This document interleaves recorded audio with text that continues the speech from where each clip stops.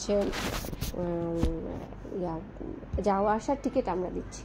আর sir হচ্ছে human রাইটসের একটা কাজ করবে, ওইটার পেমেন্টটা স্যার নিচ্ছেন না, ওইটা আমরা আপনাকে স্পন্সর করছি বা গিফট করছি।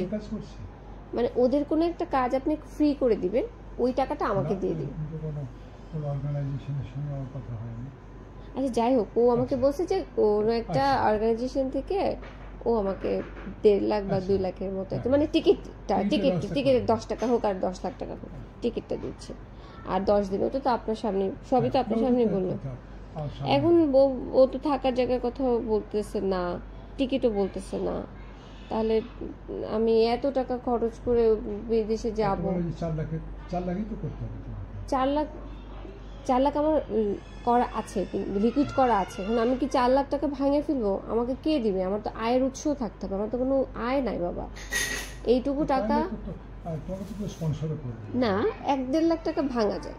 1-1.5 লাখ টাকা আমি নিলাম, কিছু টাকা ব্যাংকে থাকলো, মানে সাবধানতা। কিন্তু পুরো ব্যাংক খালি করে আমি টাকা নিয়ে, আমার তো অনেক টাকা নাই বাবা। 18 লাখ টাকা ছিল তো কয়েক বছর আগে। এই 18 লাখ টাকায় ওখান থেকে 4 লাখ টাকা লিকুইড করলাম।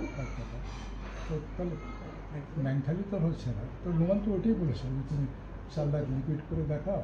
ওর তো বলছে যে আপু আপনি হচ্ছে লিকুইড করে খালি আমাদেরকে ইয়েটা, হ্যাঁ কাগজটা দেখেন, আপনি আবার এফডিআর করে ফেলেন, এটা আমাকে নোমান বলছে। তো আমি আর এফডিআর করবো যে সেই সুযোগ তো পাই নাই। একটা পর একটা ঘটনা ঘটতেছে, যারা যেদিন ভিসা পেলাম সেদিন যারা অসুস্থ, সরাসরি হসপিটালে গেলাম। এরপর তো যারা কিনে লাগাতার 2 দিন ইয়ে, হ্যাঁ তো আর এফডিআর এটা করা হয় না। নোমান বলছিল আপু আপনি খালি আমার স্টেটমেন্ট লাগবে, লিকুইড মানে দেখাতেই হবে।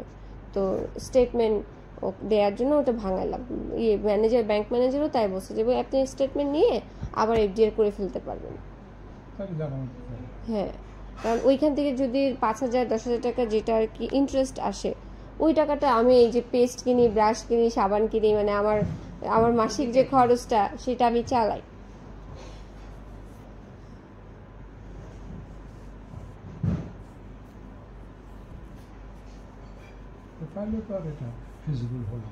জি বাবা, ও যদি হ্যাঁ থাকার একটা ব্যবস্থা করলো, খাওয়া, আর বাকি 20 দিন আমি থাকলাম, আরো পাশাপাশি তো শুধু থাকা খাওয়া না, আরো তো আমি যে বিভিন্ন জায়গায় যাব সেখানে ট্রান্সপোর্ট, তারপরে হচ্ছে আরো কিছু কিছু নিশ্চয়ই পেপারসের খরচ নিশ্চয়ই থাকবে, সেগুলি না হয় আমার এই কয় টাকা থেকে নিলাম। কিন্তু দেখেন না বাবা, আপনি একটু চিন্তা করে, প্লেন ফেয়ার, তারপরে আরো 30 দিন ইউরোপের মতো জায়গায় থাকা আমার জন্য অনেক, মানে আমার মতো মানুষ এটা অ্যাফোর্ড করতে পারবে না।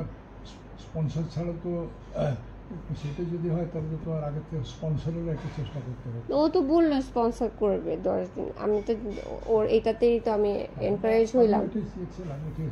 অ্যাটলিস্ট 10 দিন তো নিশ্চিত হওয়া গেল। জি 10 দিন নিশ্চিত, অনেক কিছু হতে পারে, অনেক কিছু। জি প্রথম 10 দিনে আমি সেফ, হয়তো 3 দিন তুমি মার্কেটটা বুঝলে।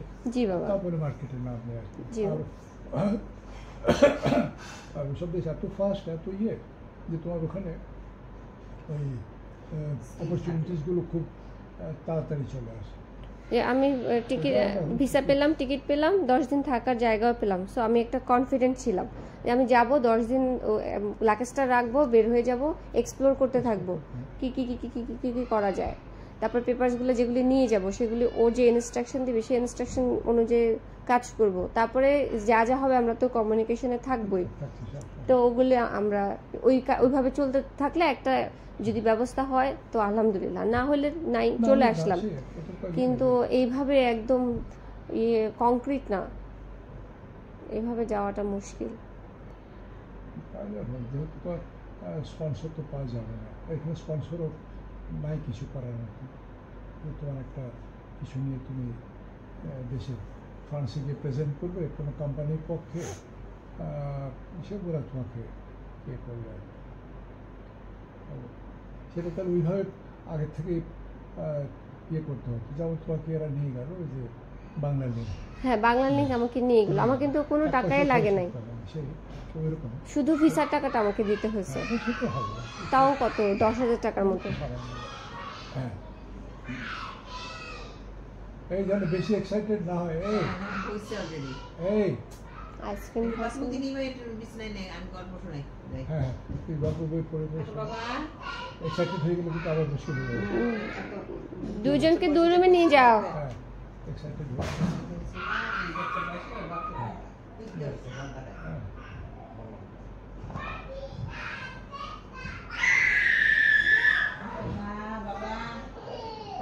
তো তারপরে আমি তো এদের সঙ্গে যোগাযোগ করতে চেয়েছিলাম, তো তুমি তো আর কোনো খোঁজ খবর দিলে না। আচ্ছা বাংলা বাংলালিংকের ওই যে প্রবালদা উনি চেঞ্জ হয়ে গেছে, ওনার জায়গায় অন্য অন্য লোক আসছে, তাকে আমি চিনি না। প্রবালদা আর এখন বাংলালিংকে নাই, বাংলাদেশে বাংলালিংকে নাই। বাংলা লিঙ্ক জি না, ওই ইয়ে দিতে পারতো, চ্যানেল দিতে পারতো, তোমাকে প্রেজেন্ট করে মাম্মা মাম্মা বলো।